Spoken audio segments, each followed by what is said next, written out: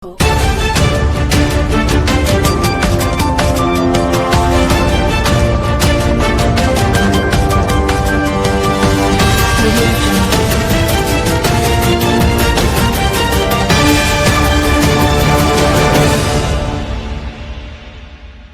Collector Gargi Jain અને જિલ્લા વિકાસ અધિકારી સચિન કુમાર દ્વારા હ્યુમન ચેઇનને લીલી ઝંડી અપાઈ।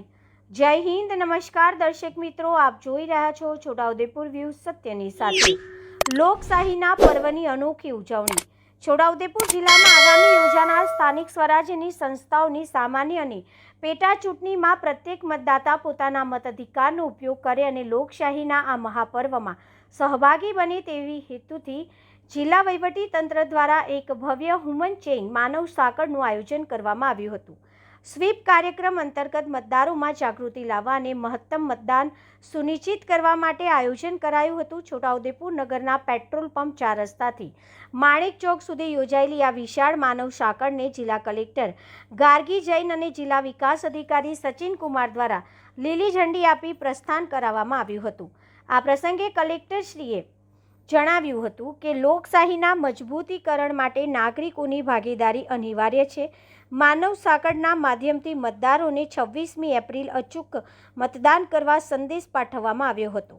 આ કાર્યક્રમમાં સ્વીપ નોડલ અધિકારી અને જિલ્લા શિક્ષણ અધિકારી શ્રી આનંદકુમાર પરમાર, વિવિધ શાળાઓ અને કોલેજોના વિદ્યાર્થીઓ, યુવા મતદારો, સામાજિક સંસ્થાના પ્રતિનિધિઓ અને સરકારી કર્મચારીઓ જોડાયા હતા। Bureau report Virendrasinh Desai, Bodeli, Chhota Udepur.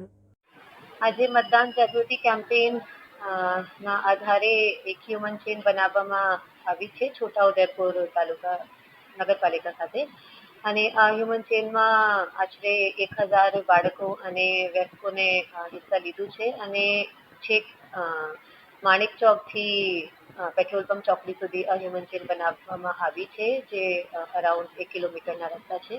અને એના મારફતે અમે બધા છોટાઉદેપુર વાસીઓને વિનંતી કરીએ કે 26 એપ્રિલના રોજે જે ચૂંટણી થવાની છે જિલ્લા પંચાયત, તાલુકા પંચાયત અને નગરપાલિકાની, એમાં આવીને પોતાના અમૂલ્ય વોટ આપે અને લોક ભાગીદારી તરીકે અને આપણી ડેમોક્રેસીના ભાગરૂપે એમાં પાર્ટિસિપેટ કરે અને છોટાઉદેપુરના વિકાસની યાત્રામાં પોતાના એક પોઈન્ટ ઓફ વ્યૂ આપે। Thank you.